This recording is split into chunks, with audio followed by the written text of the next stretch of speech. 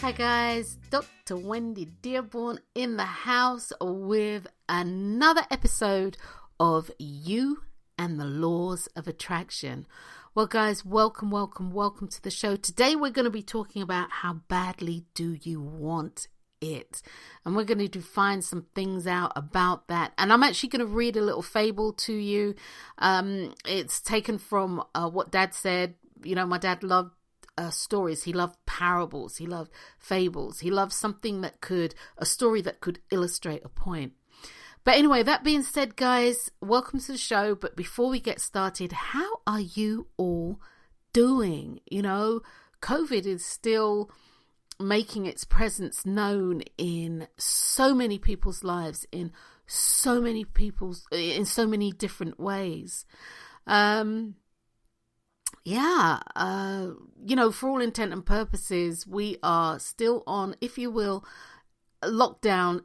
And I say that loosely because, yes, you can go out. Yes, you can go here. I'm in Las Vegas, so yes, you can go to casinos, etc., etc. But it's still there's still quite a lot of limitations on what we can do. That being said, when this first started, when COVID first hit, one of the things I did was I had actually gone out on the airways and I said, look, take this time, this opportunity that has been presented to you. Now, it might not feel like an opportunity based on all the things that are going on in your life. You know, the fears, my job, money, getting sick, you know, elderly people dying, not being able to see your loved ones, all of this jazz. And one of the things that I had said was simply this. Take this time, take this opportunity to take stock of what you want in your life. And I really meant that. Use this time frame to do some internal cleansing. And I'm not just talking about cleansing the body. I'm talking about cleansing the mind. Take this time to figure out what it is that you really want. And I don't mean what it is that people think you should have or what it is that you think you should do because it's the right thing to do. I'm not talking about any of that. I'm talking about what it is that you say that you want. You see, because within that wanting, believe it or not, is found your purpose.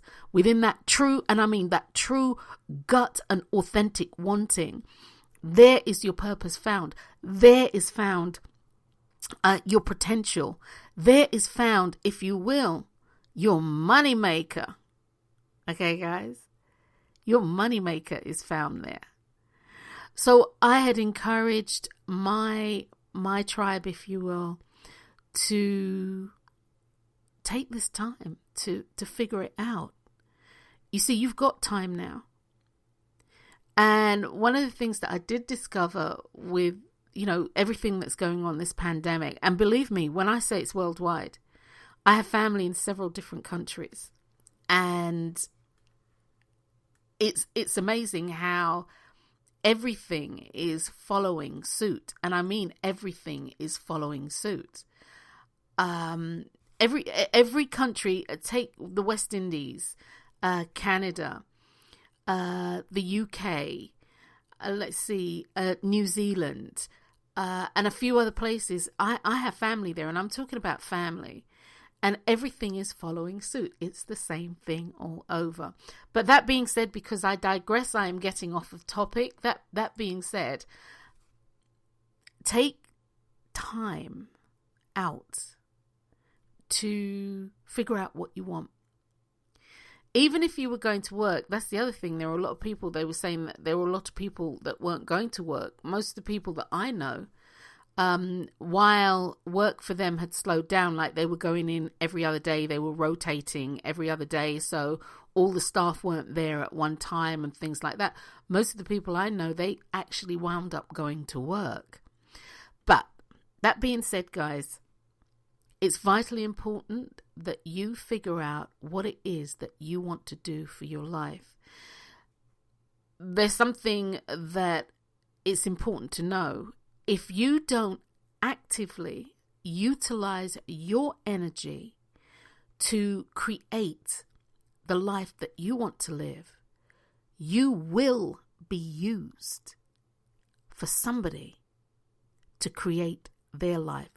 What I mean by that is you're going to be used for somebody who knows what they want in their life. But anyway, guys, once again, welcome. Thank you so much for joining me. And today we're going to be talking about how badly do you really want it. So let me just pull this up on the screen here. Okay, we're going to be talking about how badly do you really want it. So, and guys, just roll with me on this. As I said to you, I'm going to actually read a fable, yada, yada, yada. But just roll with me on this, okay? So many of us lament, and I mean lament. We bitch, we moan, we whine, we cry, we kick, we carry on about what we are lacking or wishing for in our lives that we don't have. But my question to you is, how badly do you want it? How badly do you want the things that you say that you're longing for, the things that you wish that you had, the things that you say that you really desire? How badly do you want it? As I said a little while ago, today I'm going to share a fable with you, or a little story, and you may have heard this before, but that's okay. You might get something from it today. Something might strike a chord, something might resonate within you.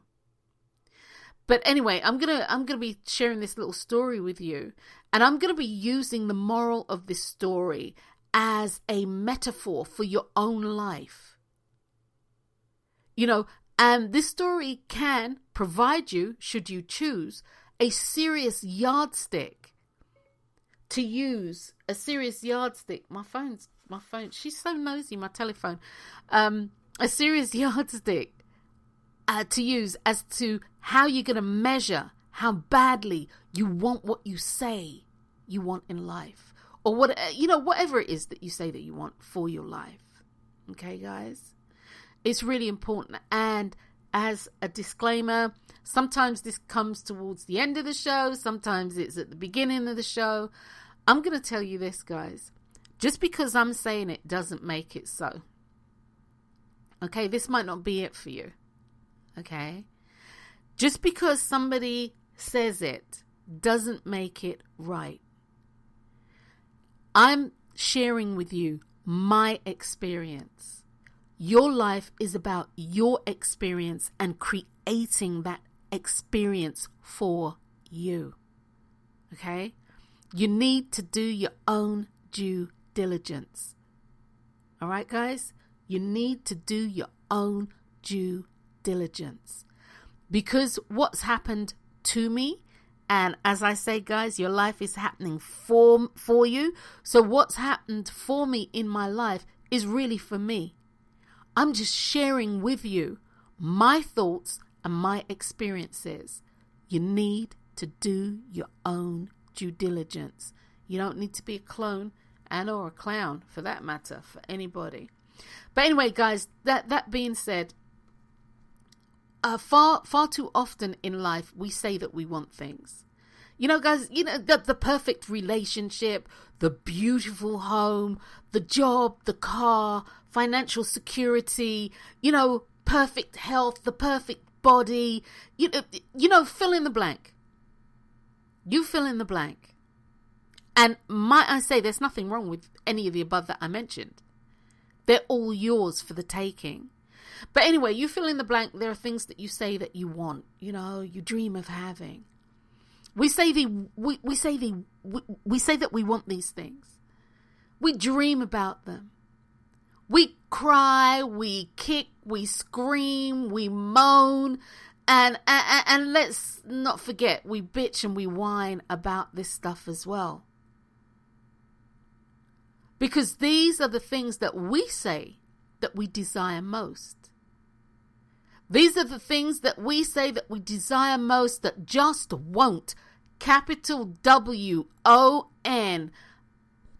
Won't. Apostrophe T. They won't manifest in our lives.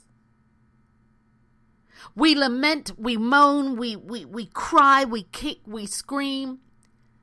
Because sadly, it appears that all the crap that we don't want is the thing, or the things that we seem to experience, is the things that seem to come to the top of the heap in our lives.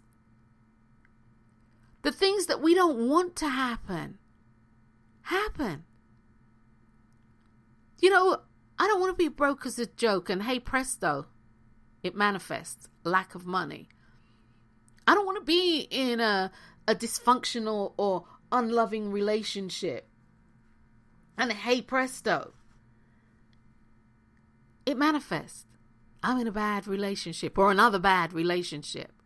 I want to be healthy. I don't want to be in poor health, and hey presto, poor health manifest. I don't want to be in an unfulfilling job that is going, as I perceive it, nowhere. And hey presto, it manifests, and the list goes on and on. What we desire most in life is fill in the blank. Ironically, the things that we desire the most, it appears that we are unable to go the distance to get it. Now, I say go the distance, I literally mean physically, and guys, I'm going to talk about mentally, because this is what this is all about, the inner work. So physically and mentally, we are unable to go the distance. You see, if you haven't got the mental down, the inner work down, it doesn't matter how much work you do. Physically, it's going to turn out to be busy work. Now, the reason why we're not able to go the distance for that is really varied. And it's as varied, guys, as there is sand on every shoreline on the face of this earth. But it's vitally important that you're aware that the underpinning here, the thing that underpins everything here, is the reason found in your inability to stay the course. And for the most part, the reason found in your inability to stay the course stems from what you're thinking. It stems from what you're thinking.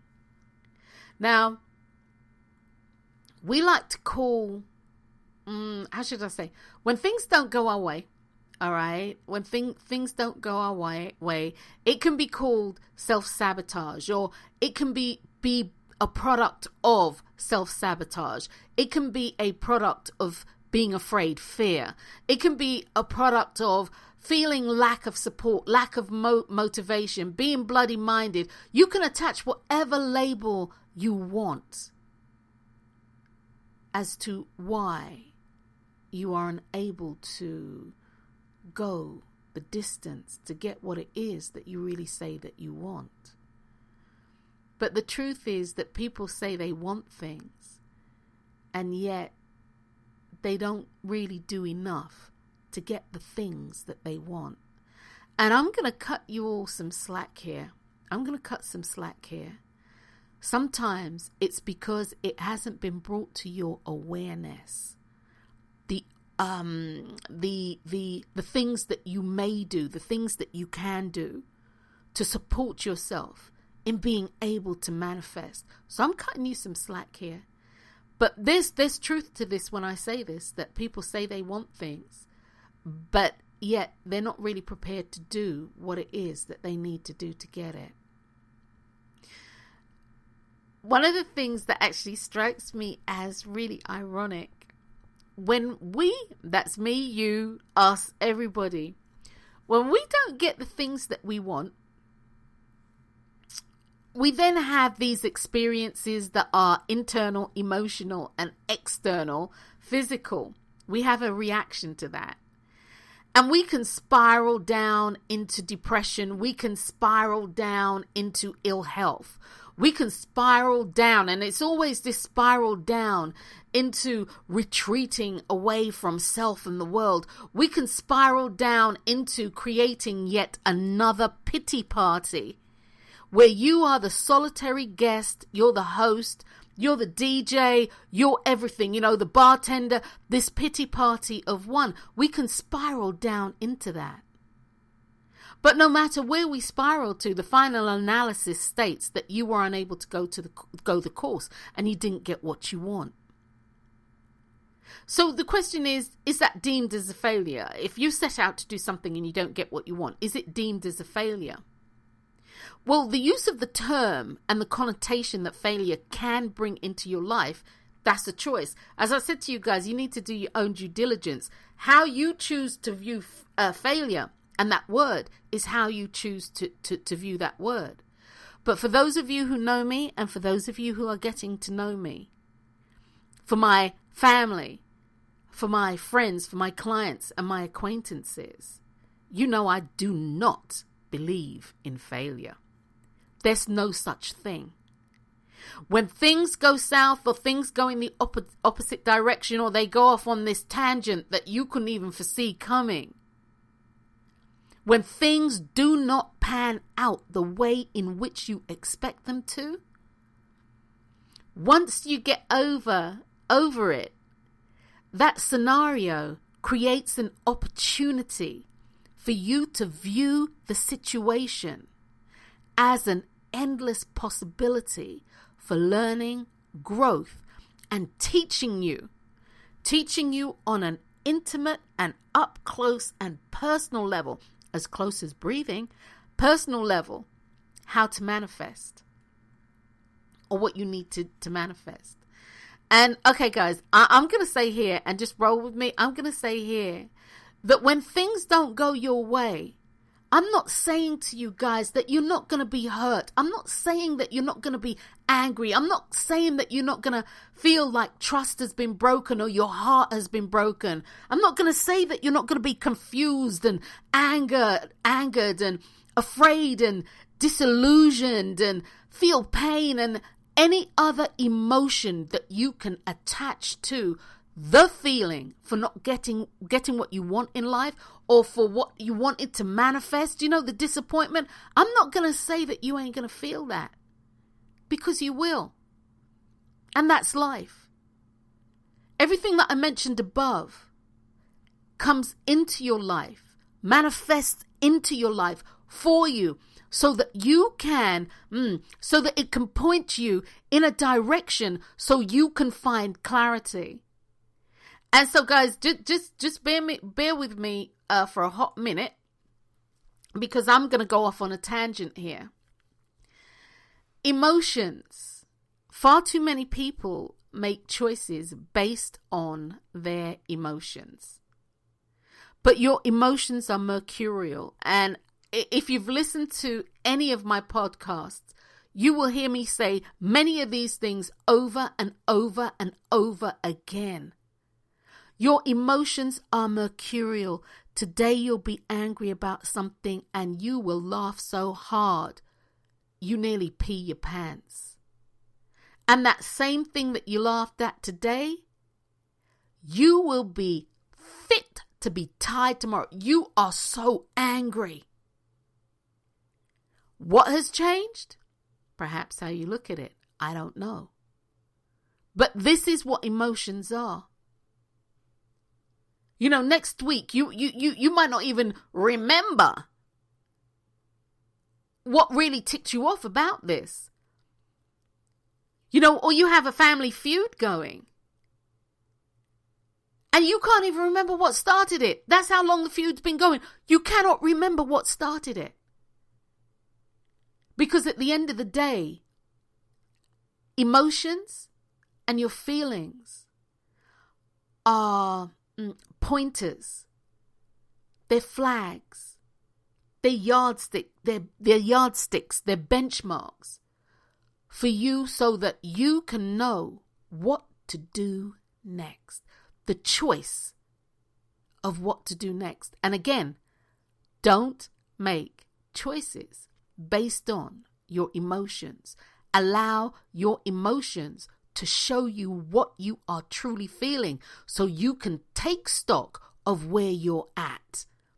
You can look at it. You might be mad with, I don't know, a work colleague, family member, a politician, and you're on a rant.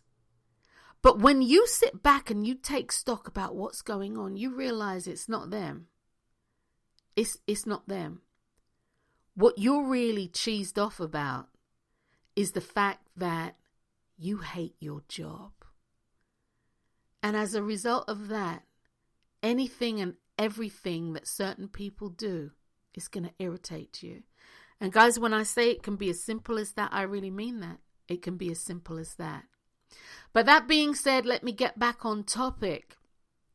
I'm not saying that, you're not going to be hurt. You're not going to have disappointment. And disappointment, guys, is when expectation doesn't meet your reality, or the reality of the situation doesn't meet the expectation.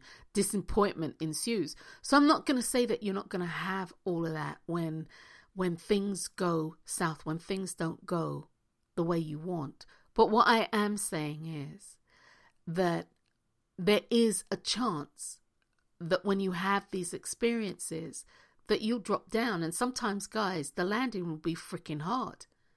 The situation can bring you to your knees. But the focal point shouldn't be what has brought you to your knees. The focal point should be the fact that you are getting up. The fact that you must get up. So what I'm saying to you is simply this. When things go south and it brings you to whatever emotional despair you encounter for you, what I'm telling you is get the hell up.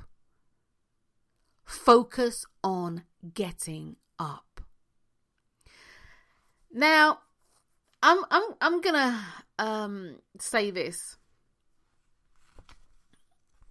Scientists, psychiatrists, psychologists, therapists, counselors, and then those would-be pseudo counselors, scientists, psychologists, psychiatrists, pseudo, that come in the form of family, friends, colleagues, etc., can actually provide you with scientific and the pseudo unscientific proof to validate why it's okay that you didn't actually go the distance, why it didn't go right for you, why it all went wrong.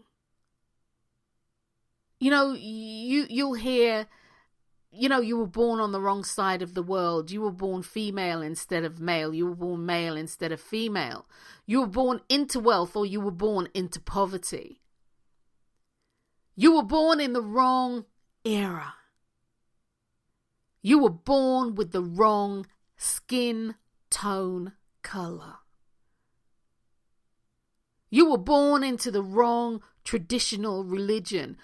You can find, and somebody can find, a valid reason as to why what has happened has happened. And are they all wrong with their theories and their hypotheses? No.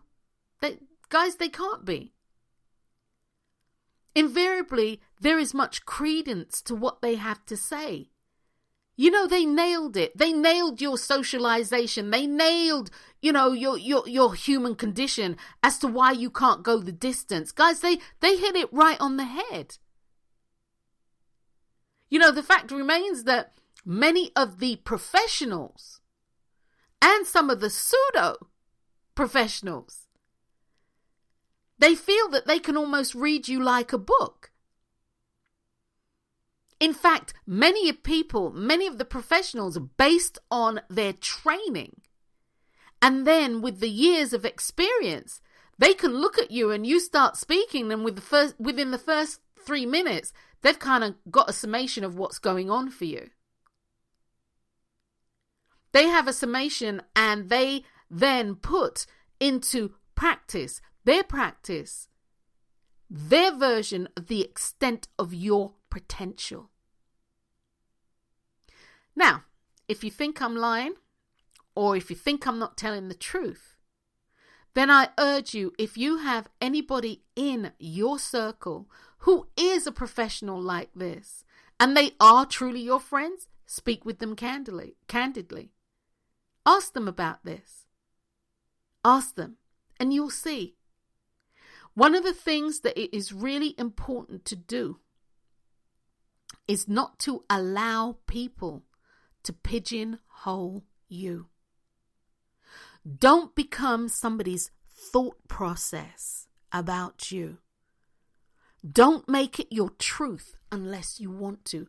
Don't make it your truth by default by not doing what you need to do for you. Much of not being able to, go the course, go the distance, has been said to be rooted in fear. And for most people, it is that, and it's the fear of unknown. Now, being afraid can sometimes be a sensible thing. Okay, guys, be afraid. Don't go into the alley after dark. Don't go into the alley during daylight hours either. Don't do that. Don't eat something that's toxic. Don't be around people who are toxic. Be afraid. Be very, very afraid. And utilize that emotion, that thing that emotes within you. It comes up and out so you can see it. Utilize that so that you can regroup and make a different choice. That being said, fear, when you are afraid, it's not sensible when fear prevents you from moving forward in your life, or when you have allowed fear or used fear as a smoke screen for procrastination and or a smoke screen for being lazy, so you do not do what it is that you need to do, but yet still you're going to lament, you're going to bitch, you're going to moan, you're going to whine, you're going to cry, you're going to kick, you're going to scream, you're going to have an adult tantrum because you didn't get what you want.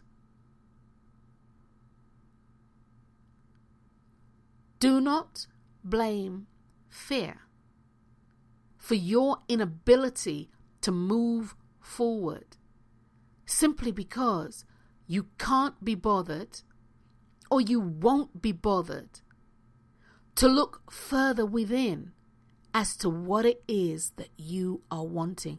Life is all about choices. That being said, I'm not saying that sometimes, fear, and in some cases, fear can paralyze you. And believe it or not, sometimes that's a good thing because you don't need to do what it is that you're doing. However, professionally, I see on a regular basis fear taking the blame for someone's choices not to do or not to go the distance. And that's a whole different ball game. That's a whole different ball game from you getting ready to, sign a contract and you become paralyzed by fear because the intuitive you, the inner you, the spiritual you can see that this is not the way for you to go. This is not the way for you to go. That's not what I'm talking about. I'm talking about people saying that they're afraid to look into their life because they're not going to like what they see and yada, yada, yada. And that's a whole different ball game. And funny enough, what that reminds me of is there was the late, great Flip Wilson. He was a talented comedian, very, very talented. And he had a TV show in the very early 70s. And he performed this skit that was called The Devil Made Me Buy That Dress. And you should be able to find that on YouTube. And it's a wonderful skit. And it talks about the way that people use other things. And in this case, it was the devil to buy a dress that in the skit, Flip Wilson wanted. People use fear and loneliness and mistrust and disillusionment, and you fill in the blank. People use all these things to do exactly that, to prevent them moving forward. And then they bitch, moan, whine, and cry. And then, as I said to you earlier, you are used by other people who know what they want. You will be used so that they can get to where it is that they need to be. And some of it is done nicely, and some of it is not done nicely at all. So guys, when embarking on a new venture or adventure, as it is, whether this be an intimate relationship, one that's going to lead to a lifelong commitment to each other, marriage, or whatever it looks like, it is normal to have a certain amount of fear. It's normal to have a certain amount of trepidation. And this is because you know what you want to go on in this relationship, or you know what you want to happen within the business, but you're not 100% sure. You're not 100% sure. So is there fear? Yes, there is. Should it paralyze you? Oh, hell no, it shouldn't. When an appropriate amount of fear, okay, when you have an appropriate amount of fear, it should actually support you in regrouping, taking stock of the situation, so that you might need to tweak, massage, or totally change a choice.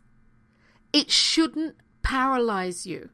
It shouldn't paralyze you. And guys, I know you might be saying, how is this? How does this tie into how badly do I want it? Well, it really does tie into how badly you want something. I think when people stop thinking about fear preventing them from moving forward, they will find that it's not actually the venture or the adventure, or even getting to the pot of gold at the rainbow's end that's the problem. What's the problem for most people, as I alluded to just a minute ago? It's not knowing what's going to go on in the journey as they journey. And thus they become unsure of whether the pot of gold's kind of worth it. And will the pot of gold manifest? And something, it's just easier if I don't do this. It's just easier if I just, blame fear, or as Flip Wilson said, the devil made me buy this dress. It's just easier if I blame something else for not moving forward. So your inability to believe in what you want, because that's what that boils down to. And I won't even get started on that tangent, because this podcast will not end if I get started on the whole belief tangent. So your inability to believe in what you want, regardless of what you see along the way, is the problem. It's not fear, guys. You're actually not afraid. Most of you are really quite fearless. You're living your life, right? You've got to the age where you have to be fearless to get to where you are now. No matter where you are in your game of life, you've got to be fearless. So once again, your inability to believe, and I'm putting that in parenthesis, your inability to believe in parenthesis in what you want, regardless of what you see along the way, is the problem, not you being afraid. It's about your belief. It's about how badly you want it, how badly you desire it. Your inability to want your manifestation badly enough, irrespective of what you see on the journey, irrespective of this thing that you've now called fear, which actually is your lack of belief, is the problem. You can start to see where I'm going with this. Or can you see where I'm going with this? Can you see the picture of what I'm painting? here, now, today. And if not, here it is in a nutshell. What's going on for you in your life? What's going on in your life in regard to the lack of manifestation or the lack of direction? I don't know where I want to go. Is your belief in you and what you can do. That is what is going on for you right now.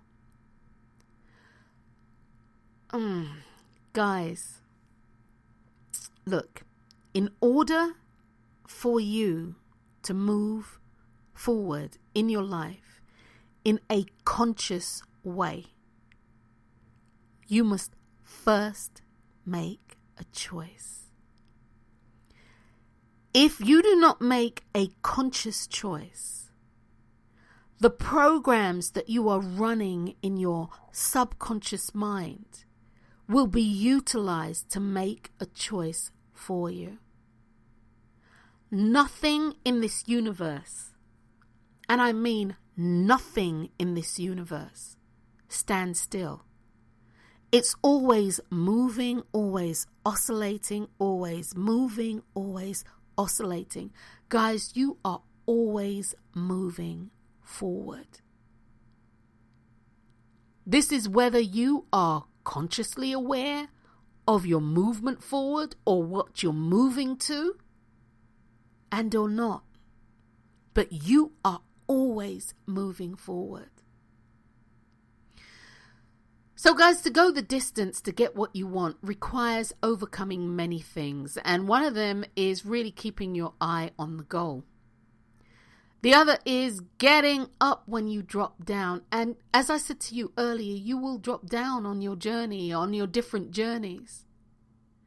Being tired and being afraid, being sad, being lonely, being isolated, and having a cacophony of chatter going on inside your head, that, might I add, is more often than not telling you what you can't do and all the bad things that will happen and all the bad things that have happened to you, bringing up all your past failures, your hurts, and, if you will, your shames. All of this and more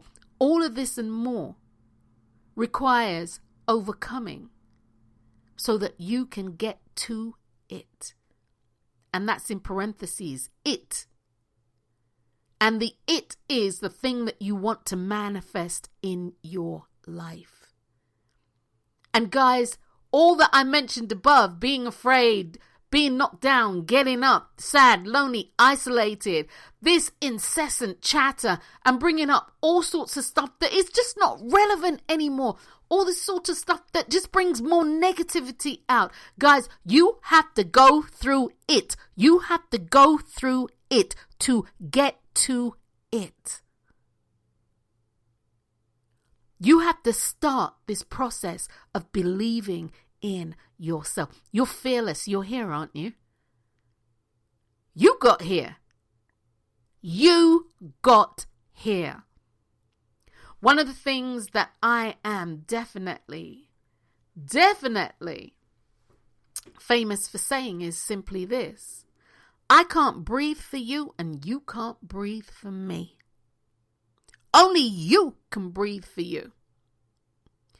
If I need to administer mouth-to-mouth resuscitation so you can live, one of us is going to die, and it's going to be you, because you cannot live on my carbon dioxide.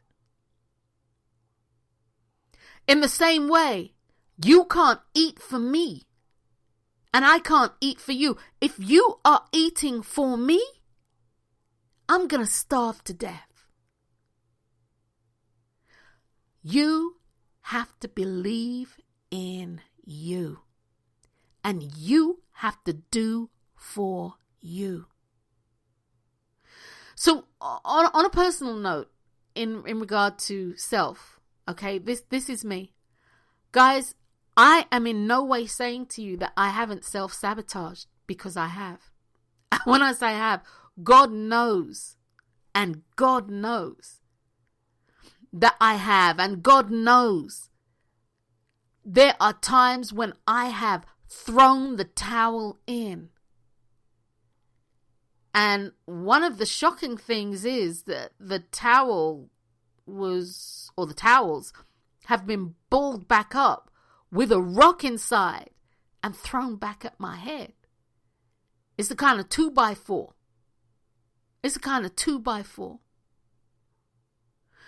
The difference in me personally succeeding,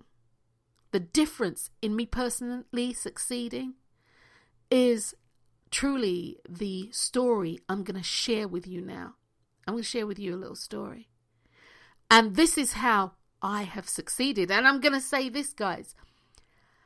I didn't realize that I was doing this until, I don't know, many years later. I didn't realize that this was going on for me until years later. But before I share this story with you, this fable, there are two things that I want to clarify. Number one, going the distance is about the physical things that you need to do. It's about knocking on doors, following up cold calls, getting the right sleep, eating the right food for you, however that works out for you.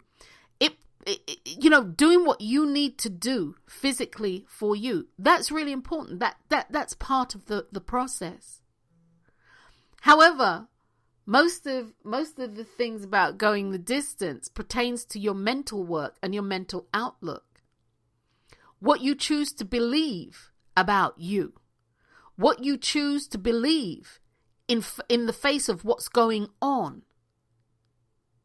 And it's about how you balance that. It's about how you balance that. And it's about how badly do you want it. For anybody who has been addicted to anything out there, and I really mean addicted to anything out there, and they have their addiction in check, what that means is they have created a balance, or perhaps an imbalance, if you will, because they want to be addiction free just that tiny bit more than they want to be addicted. That's how badly they want it. Number two, what can be a serious mind bender? And I experienced this recently, very recently actually, with one of my clients. But what can be a serious mind bender is that you finally achieved your goal, your desire, your dream, and yay, it manifested for you, and boo-hoo, it was one huge anticlimax. And this happens to so many people. You can take that opportunity to realize, that anticlimactical feeling. You can take that opportunity to realize what is really most important when you are going the distance is the journey you've taken and everything that you have learnt along the way. Because everything that you've learnt along the way can actually be utilized. It can be utilized so that you can apply that when you are wanting to create something else in your life. But anyway, let me actually read you this fable, this story. Here we go. An influential, wise old man lived on the side of a mountain near a beautiful, tranquil, peaceful lake. It was common practice for people to come from far and wide to seek his wisdom, to seek his advice. This wise old man spent many hours sitting on his front porch, hour after hour, rocking in his favorite rocking chair, contemplating, meditating, thinking, and communing. This is what he did. One day, the old man was sitting in his favorite position, sitting in his rocking chair. He noticed a young man striding up the pathway to his home. The young man marched up the hill and stood tall and erect before him. The old man looked him over and asked politely, "What can I do for you?" The young man replied, "I was told by many people far and wide that you were very wise. They said that you can give me the secret of finding happiness and success. I want that secret." As the young man spoke, the wise old man listened intently to what he had to say. He spent several minutes rocking and looking out into the beyond, looking out at the sky, looking out at the scenery. And apparently, the young man thought that he was lost in thought. The wise old man rose quickly to his feet and kind of shocked the young man a little bit, because it underlined, his look didn't go with his agility. It kind of belied his age. And when he grabbed the young man firmly by the wrist, which surprised him, the young man thought to himself, "This old boy is as strong as an ox. Doesn't look it, but he's as strong as an ox." With the young man held firmly in his grasp, the wise old man led him back down the path that he came towards the lake. Not a word was spoken. The young man was obviously confused, but kept walking, you see, because he wanted the secret. As soon as they approached the lake, the young man thought that they were going to stop, but the old man didn't stop. He walked into the water, and the old man pulled the young boy into the water. They moved further and further into the lake, and the water rose higher and higher, and the more they advanced, the higher the water rose. It went from the young man's knees to his waist to his chin. And in all this time, the old man said nothing. He kept moving deeper and deeper. Finally, when the young man was completely submerged, the wise old man held his head firmly under the water. The young man began to struggle, and then he began to struggle in true desperation, but it was no use. The wise old man had him in an unbreakable hold, and the young man couldn't get away from him, and then his struggles became violent. At this point, and only at this point, the wise old man stopped. He allowed the young man to come up from underneath the water, and he still had hold of him.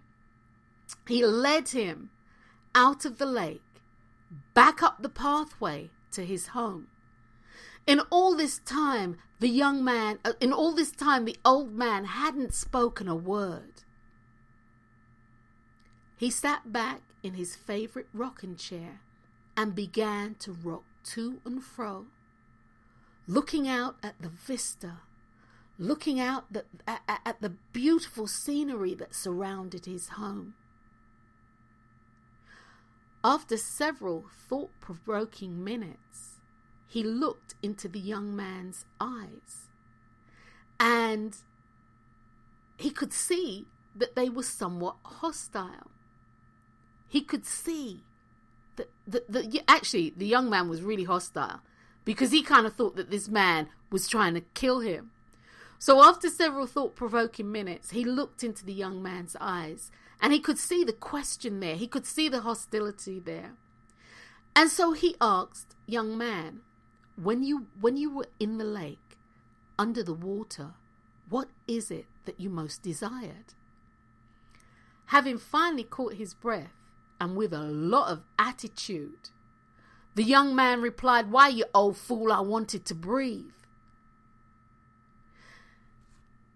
It was then that the wise man smiled lovingly, and patiently and gently spoke these words.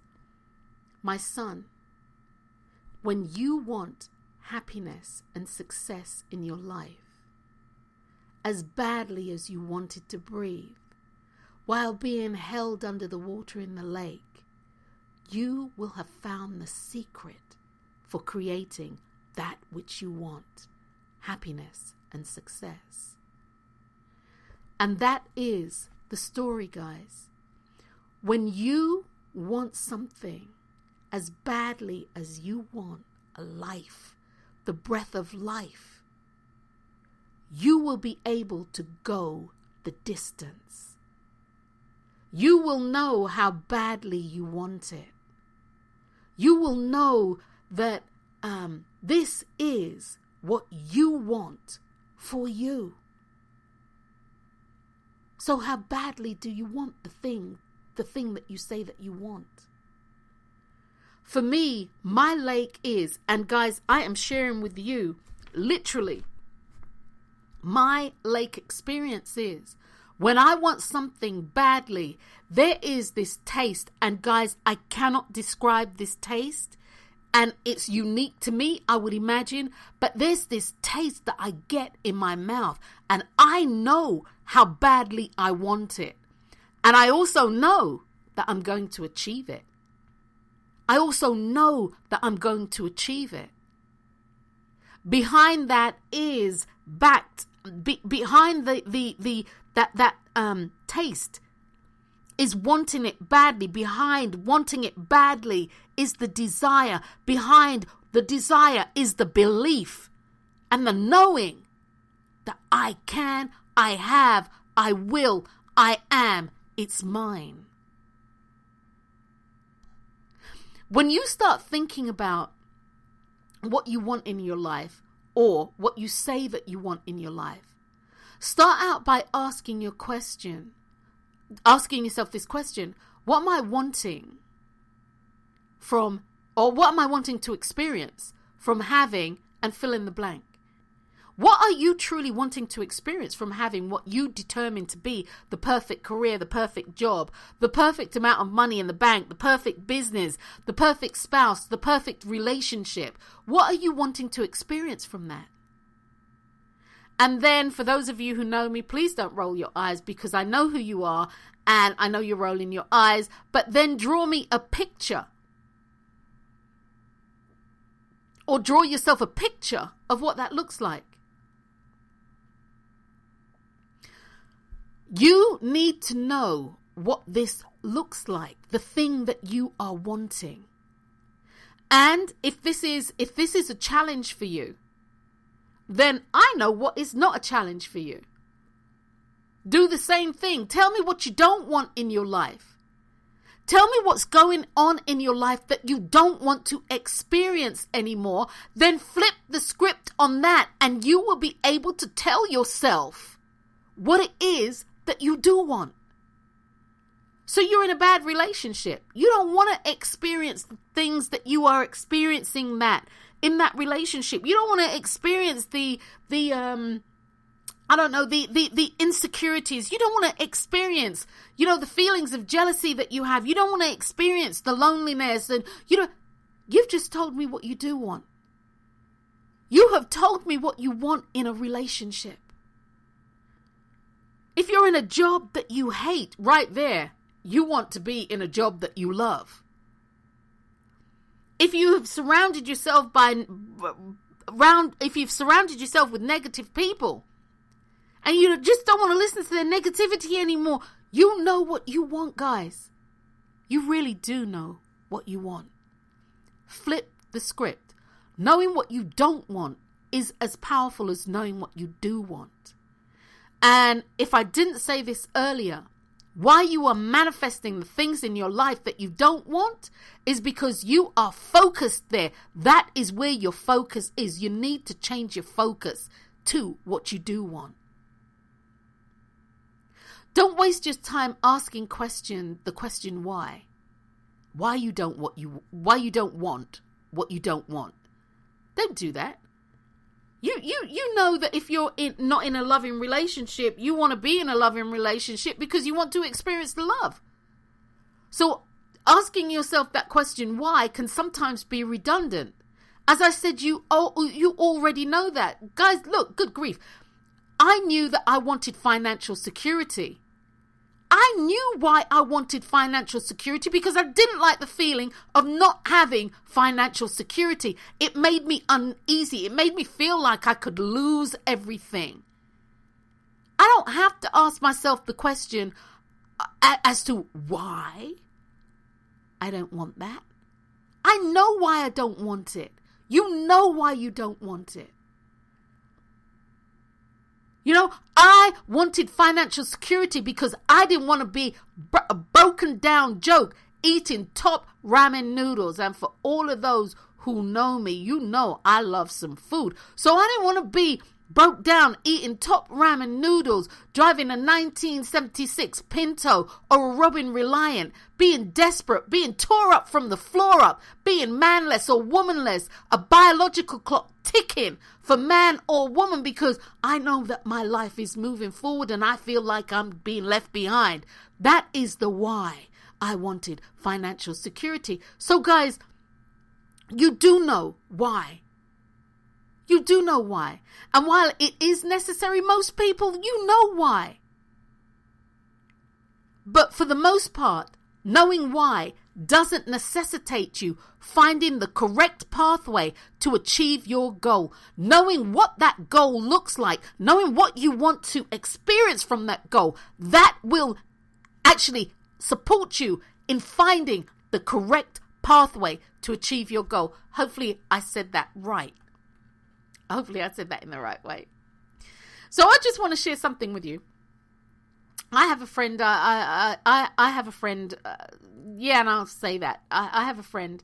We've known each other for about 25 years, and the career that they wanted to do could really get them top dollar. However, it requires a college degree. For 25 years that I have been here, they have railed, cried, bitched, moaned, complained, done all this stuff. Had the adult tantrum. You know, been angry by the fact that people do not recognize their expertise in their field. Been depressed and out of work. Seen a therapist because they can't cope. Because they want to get paid top dollar for what they do. In fact, the world, including her family, is against her. Parents, everybody. Mom, they're against her. To do what they want to do, or what she wants to do in her career and get paid top dollar, for the most part, requires a degree. Unless, as I pointed out, you're going to run your own company. My question is, how badly do you want it? In 25 years, a bachelor's could have been completed by taking 2 classes a year. Not even a semester. In 25 years, a bachelor's degree and a master's degree could have been completed. Not even taking a class a semester. In 25 years, a bachelor's degree, a master's degree, and a doctorate degree could have been attained. So how badly does she want it? I'm going to tell you, not badly enough. It's easy to be depressed. It's easy to go to a therapist because you feel you can't cope. And I'm not knocking that. Therapy it can be a life changer. It can be a life changer and a lifeline for that matter for many people. But it's easy to do all of that. It's easy to blame your family. It's easy to blame the government. It's easy to, bitch, whine, moan. It's easy to say, it's because of your gender, because of your color, because of your race. It's so easy. But I'm here to tell you that in this instance, she didn't want it badly enough. No matter what, no matter all the things that's thrown up, all the things that are given to me as reasons why, or an excuse why, and an excuse is you giving yourself permission not to do something you know you need to do. So all of those, they mean nothing to me. So guys, as you look at your life, let me put this paper over here, guys. As you look at your life, what I want to say to you is this. How badly do you want the things that you say that you want? And I'm not talking about how badly do you want it to, in regard to, you dying and all of that. That's an extreme. But what I'm talking about is, do you want it badly enough in the same way that you need to breathe? How badly do you want it? Guys, I'm Dr. Wendy Dearborne, and you have been listening to an episode of You and the Laws of Attraction. It is vitally important. It's vitally important, guys, that you remember that your life is built based on one choice at a time. One choice, guys. One choice. You get to choose. Nobody chooses for you. You get to choose. You truly do.